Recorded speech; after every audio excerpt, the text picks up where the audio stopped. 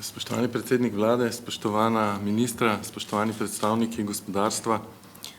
Današnji podpis zavezništva je pomemben korak za slovensko državo. Zavezništvo, ki smo ga zdaj sklenili, prinaša zavedanje o tem, da je za naslavljanje perečih družbenih izzivov potrebno sodelovanje med vsemi omenjenimi deležniki.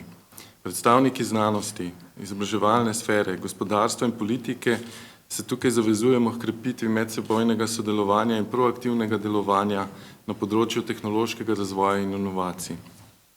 Slovenija je v preteklosti naredila zelo pomembne korake pri krepitvi tega področja, ne omenim sprejeti Zakon o znanstveno-raziskovalni in inovacijski dejavnosti, ki je pomemben in strateški korak v pravo smer in je opolnomočil znanstveno-raziskovalne in visokošolske inštitucije.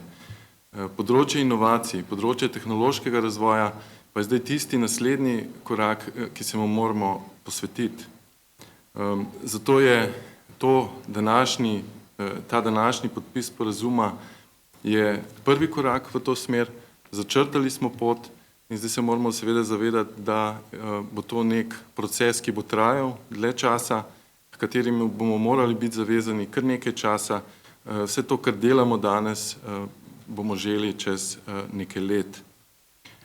Današnji primeri, ki smo jih slišali v dvorani, so izjemno lepi, kažejo na to, da ima slovenska država zelo dober potencial za to, da postanemo globalno kompetitivni in da lahko v Sloveniji izdelujemo vrhunske izdelke in tehnologije.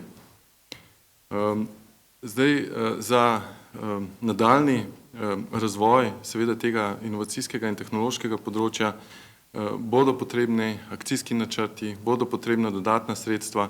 Vsemu temu smo se danes zavezali s podpisom tega zavezništva in zdaj v resnici imamo zelo dobre pogoje, da to tudi izpeljemo.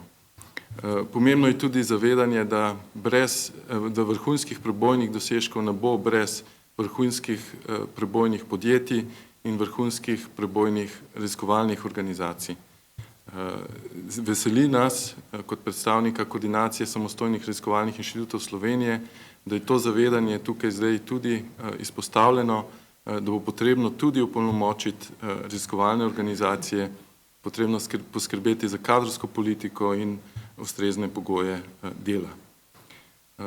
Vse to, kar smo danes slišali, nas navdaja z upanjem na te pomembne premike, ki se bodo začeli dogajati v prihodnjih letih in bodo v končni fazi zvišali kakovost življenja v naši državi.